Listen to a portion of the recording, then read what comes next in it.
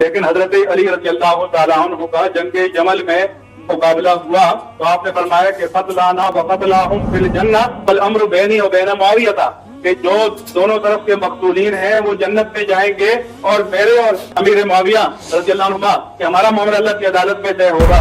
مجھے دیکھیں آپ مذہبی اسکالر ہیں, میں آپ سے اختلاف نہیں کر سکتا, میری اتنی ہمت اور ضرورت نہیں ہے. مذہب نے جواب دیا ہے نا, حدیث پیش کیا, مسئلے بھی اپنی جگہ کی سر, لیکن یہ جنگ جمل نہیں تھی. مفتی صاحب میں معذرت چاہتا ہوں, معافی چاہتا ہوں آپ سے. نہ اس سائڈ پہ حضرت علی تھے, نہ دوسری سائڈ پہ حضرت امیر معاویہ رضی اللہ تعالیٰ عنہ تھے. یہ اسٹیٹ تھی اور اسٹیٹ کے ساتھ زیادتی کی ہے, یا گورنمنٹ نے کی ہے, یا دوسرے لوگوں نے کی, اور اس کا حساب ہونا چاہیے. آپ کا بہت شکریہ, بہت شکریہ آپ کا. بلدانا معافی صدورہم من غل, بلکہ ان آیات پر حضرت علی کا یہ قول بھی ہے رضی اللہ تعالیٰ عنہ کہ سورہ حجر کی آیت کی ضمن میں خاص طور پر آتا ہے شان نزول میں. تو انہوں نے فرمایا کہ یہ میرے اور معاویہ کا ذکر ہے جو یہاں ہو رہا ہے. ظاہر بات ہے جنگیں ہوئی ہیں حضرت علی رضی اللہ عنہ اور حضرت معاویہ رضی اللہ عنہ, تو کتنی کچھ ہو گئی ہوگی شکایت ایک دوسرے سے.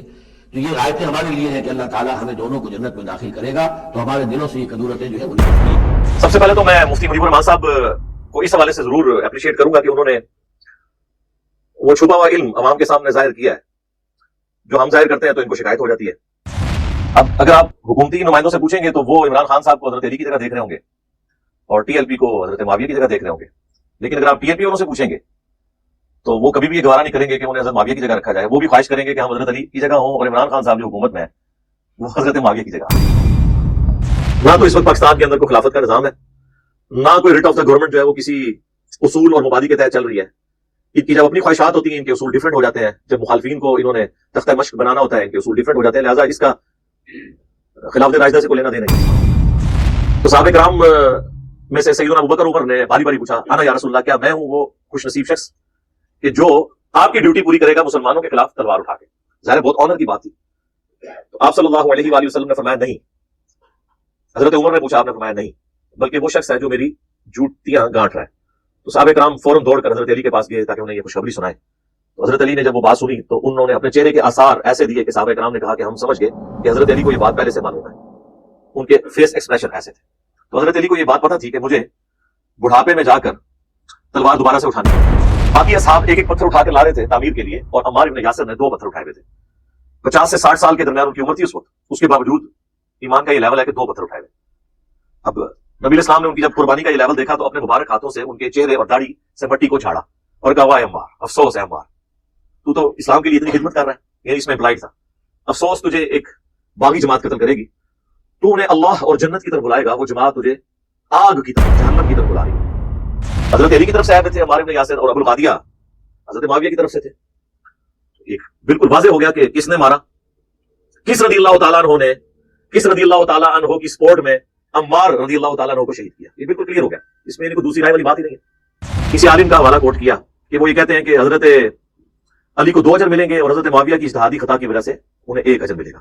تو کہتے ہیں کہ میں یہ کہتا ہوں کہ حضرت معاویہ کی خطا کو اجتہادی کیسے کہہ دیا جائے جبکہ انہیں یہ حدیث پہنچ چکی تھی کہ عمار کو ایک باغی جماعت قتل کرے گی. اس کے باوجود وہ اپنی بغاوت سے پیچھے نہیں ہٹے. کیا حضرت معاویہ اس بات پہ راضی نہیں ہے کہ انہیں برابر چھوڑ دیا جائے, چاہے جائے کہ انہیں 1 اجر بھی ملے؟ یعنی انہوں نے جو بغاوت کی ہے, بغاوت کوئی دین سے بغاوت نہیں ہے, سیاسی پولیٹیکل ٹرم میں بغاوت ہے. اسلام پہ تھے, مسلمان ہیں, صحابی ہیں, ہم رضی اللہ عنہ کہتے ہیں, وہ معاملہ الگ سے. تو کیا وہ اس پہ راضی نہیں کہ انہیں برابر چھوڑ دیا جائے بجائے اس کے کہ آپ 1 اجر بتائیں؟ مخالف کے اجر کی تو کبھی بات ہی نہیں ہوئی ہے. یعنی حضرت علی اگر جنگ جمل, صفین اور نہروان نعوذ باللہ نہ حق لڑتے تو بھی 1 اجر پا لیتے. سمجھ گئے آپ کو بات کی؟ اور الحمدللہ انہوں نے تینوں جنگیں ہاتھیوں پر لڑی, ان کے لیے ڈبل اجر ہے, مخالفین کے لیے کچھ بھی نہیں.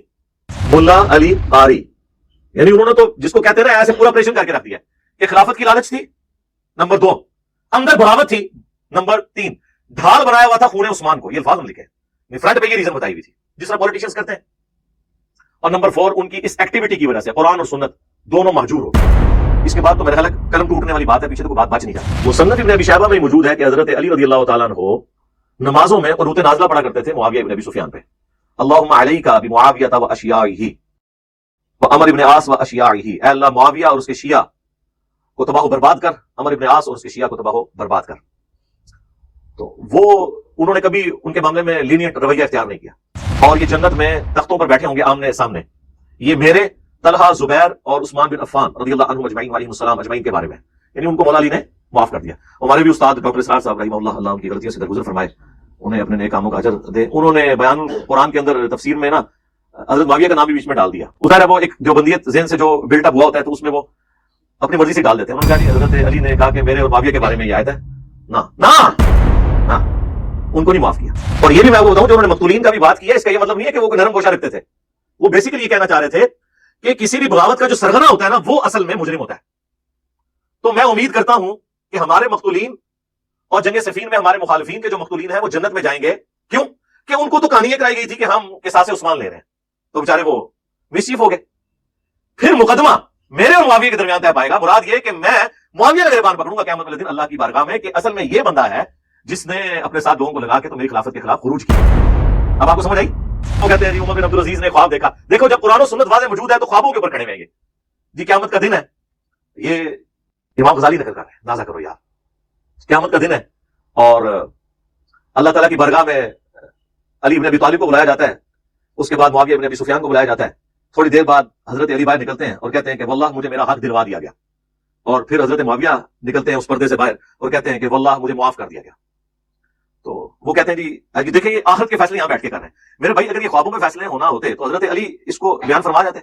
और फिर इससे बढ़कर जब नबी इस्लाम फरमा रहे हैं कि माल को बागी जमात कत्ल करेगी, वो उन्हें अल्लाह और जन्नत की तरफ बुलाएगा, वो जमात जहन्नम की तरफ बुलाएगी, तो अल्लाह के नबी को ये ख्वाब भी दिखा दिया जाता है कि आप इसको अपनी जिंदगी में कन्वर्ट करके चले जाएं, पीछे उम्मत ने लड़ना है तो आप अपने हाथों से ही मसला हल करके जाएं। ये इतने सादा मामलात नहीं है, खामखा किसी की वकालत करने की जरूरत नहीं।